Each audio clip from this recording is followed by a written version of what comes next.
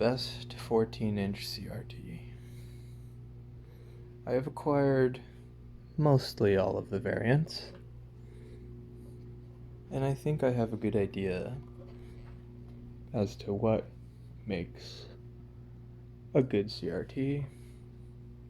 They all have their strengths and weaknesses. They all have a personality. For example, you, my beloved Trinitron. Curved aperture grill tube.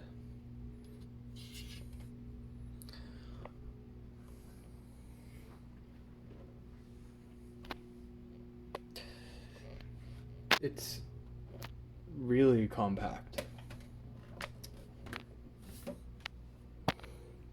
It's a good tube. I don't want to get into it too much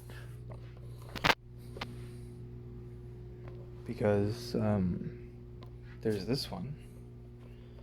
This is like an early 80s or early 90s. Hold on, let me check.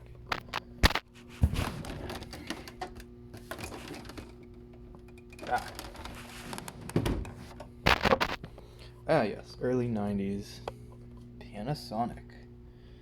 And it's a deep bubble tube. Look at it go.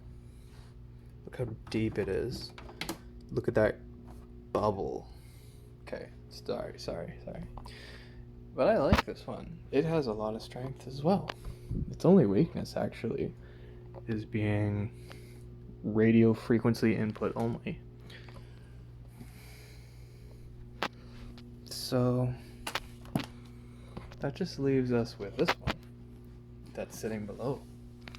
And this one is a Prima.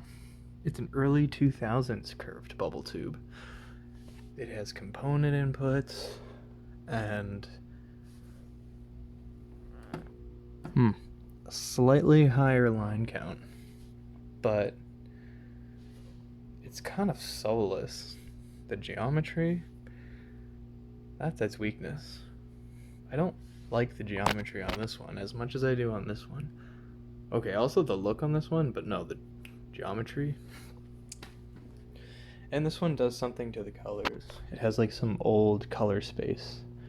Like, it just has a different color space on the circuitry processing, whereas this one does tries to do a modern color space, and it's not as good for older games. This is a VGA monitor.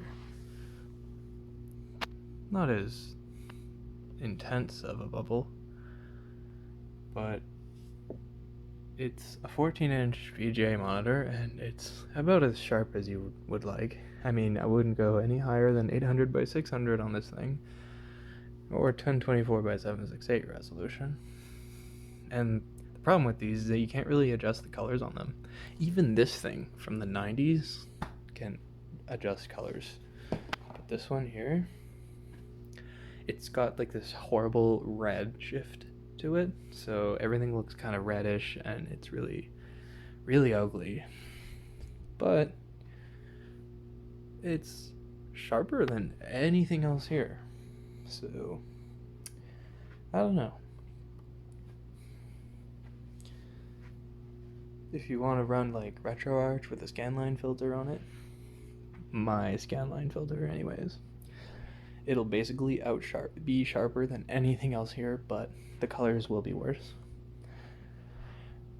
It's like one step away from being a PVM. Okay, now this and this, these are the flat ones. These are the two rivals of the early 2000s, the highest end 14-inch CRTs you can get. This is the JVC AF14 something. It's got S-video, component, composite, whatever you want, and headphone out. This guy is a Trinitron 13FS100, and it is got component and composite but no S-video compared to this one. And if you ask me, I think they're very close in performance, although the Trinitron is like a 5 points sharper because it's a Trinitron. What are you gonna do? And it's got a better service menu, better menu controls. I mean, Trinitrons are great because the remotes on them are like S tier. And if I were to choose between this one and this one, it would be this one because of the convenience with the remote. Like, look at the remote I'm using. Look at this luxurious looking Sony remote. Like, you got your little GameCube D-pad here, whatever. Then you got all the buttons you need. Actually, you don't even use this. Mostly just this and this. But yeah, like, everything you really need is, like, in this area. It's great. With a GVC remote is dumb because they changed the remote so many times that I have a remote that was built for a JVC D series, but it doesn't have a special button that allows you to switch to the menu. So what I had to do is reprogram a bell remote, a universal bell remote, so I can just press one button to get into the menu. Not even like the service menu, just the normal menu. To play, to just like adjust things. But hey, once it's like good to go, I mean, it's a great TV. It's fine. It's got that disadvantage there. And okay, so Trinitrons have much better contrast, but you'll only notice it at night in a very dark room, and you have to actually set this thing up good because the Trinitrons usually out of the box are calibrated badly, so you gotta know how to use the service menu. But once you do, this thing is basically S tier, and it's like the best looking 14-inch CRT I believe you can get other than a PVM. This has a service menu as well, but I mean, it's not as sophisticated as the Trinitron. Also, if you open these things up, this one has a much more complicated neck board and better controls and more capacitors inside, whatever. This one's more bare bones. JVC is like a budget brand. Although the flat screen tube is basically just as sharp as the aperture grill tube. But like I said, aperture grills will always have that higher contrast. But it's only noticeable in a very dark environment. And if you have a very good eye, like I do. And then that brings the question, if this thing is so much better than this one, then is this one so much better than this one? Well, that is a good question, because I personally like curved bubble tubes, and to be fair, the menu on this thing is just as bare bones, but this is like the remote, and it's fine. Like, I like bubble tubes, I don't know. It's hard to say. They both have the limitations of a shadow mask, but like, the problem with this bubble tube is that geometry, like I said, is kind of like soulless, but the geometry on this is like perfect. It's literally a perfect, it's like an LCD screen, whereas this one, what they did when making the geometry is they tried to put a flat surface on top of a curved surface, and it has this like weird effect where it doesn't match the bubble. What they should have done, like they used to do back in the day, is actually have the geometry flow with the curve of the tube, but they didn't do that. They put some kind of weird machine, I guess, that automatically calibrates it, or okay, I'm just talking out of my butt. I don't know, man. It's just weird. Early 90s CRTs have amazing geometry. Basically the best geometry, because my theory is that it wasn't calibrated by a machine, but like a human eye. So it has that 3D, you can tell like it looks perfect. But like on this, it looks like it warps, it bows in a bit. It's just, frustratingly, this could be a perfect CRT, other than the fact that it has that weird geometry issue. Scrolling is great though, it's really good. Scrolling on all of these is basically perfect. It's basically up to your preference. I'm going to talk about this one. The problem with this one is that it's not as like sharp, and it's kind of blurry, and I blame, also the colors aren't that accurate. This thing only takes composite, but I've seen composite CRTs with way better colors than, like, basically on par with component input. So it's just the circuitry on this. Maybe failing capacitors. I don't know. It's probably just bad design.